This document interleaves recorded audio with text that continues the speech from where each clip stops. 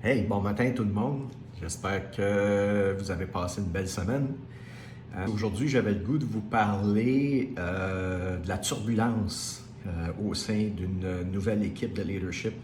La raison pourquoi j'ai été inspiré par ce thème aujourd'hui, c'est que j'étais au gym puis je jase avec un jeune entrepreneur.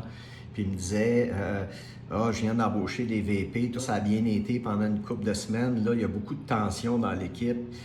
Puis je disais oh, bonne nouvelle. Et il semblait un petit peu surpris. Parce que selon le modèle de Tuckman, je ne suis pas très théorique, mais je peux dire que ça a eu un impact majeur là, dans ma capacité de comprendre les dynamiques d'une nouvelle équipe en formation qui va nous mener vers la création d'une équipe performante éventuellement. Donc, le modèle de Tuckman, il dit essentiellement, c'est qu'il y a différentes étapes avant d'arriver à une équipe hyper productive. La première étape, c'est forming, donc la formation de l'équipe. À cette étape-là, pendant une couple de semaines, tout le monde il est beau, tout le monde il est gentil, les gens se parlent, mais c'est quand même assez superficiel au niveau de la communication. Tout le monde essaie un peu de comprendre qui fait quoi, c'est quoi mon carré de sable, etc. Ensuite, il y a l'étape de storming, la fameuse étape où on commence à avoir un petit peu de turbulence, qui est tout à fait normale. Les gens commencent à vouloir définir leur carré de sable, les interactions sont un petit peu plus corsées. C'est tout à fait normal. On a un rôle comme leader de faire prendre conscience à l'équipe que c'est pas nécessairement négatif d'avoir des désaccords. Par contre, il faut que ça reste au niveau des désaccords et non des conflits.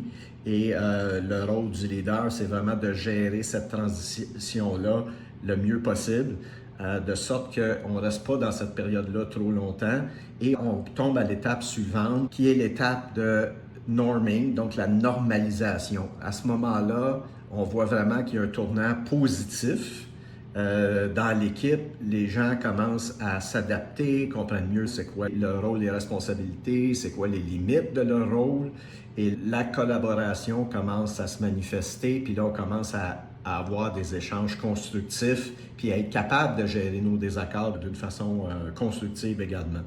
Et ensuite vient la fameuse étape de performing. Ça, c'est vraiment l'étape rêvée pour tout leader d'une nouvelle équipe. Là, on voit que les gens sont focusés, les gens sont responsabilisés, sont imputables et tout le monde pousse vers un objectif commun.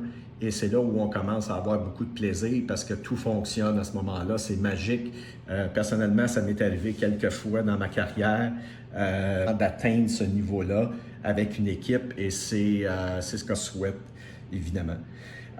Ce qui est important de comprendre, c'est que dès qu'on fait une modification à l'équipe, c'est possible qu'on recule un peu. Il y a une nouvelle personne à intégrer dans l'équipe, un nouveau collaborateur, et ce que ça fait, c'est que la dynamique peut reculer un peu. C'est tout à fait normal. Ça prend moins de temps normalement si on a fait un bon choix pour revenir à l'étape suivante. Mais il faut être conscient que l'ajout d'un nouveau membre ou des changements dans l'équipe, ça peut avoir une influence marquée.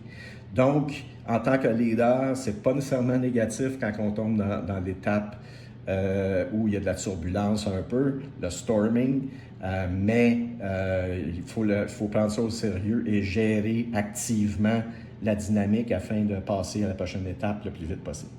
Alors, si ça vous intéresse, je vous invite à aller voir le modèle de Tuckman. Et il y a également plusieurs conseils qui sont donnés.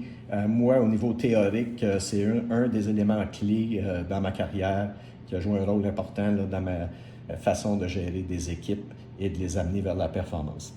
Alors, j'espère que vous avez apprécié ce cours vidéo aujourd'hui et je vous invite à nous suivre. Je vous invite à nous faire part de vos commentaires si vous avez eu des étapes de storming et comment vous les avez gérées surtout.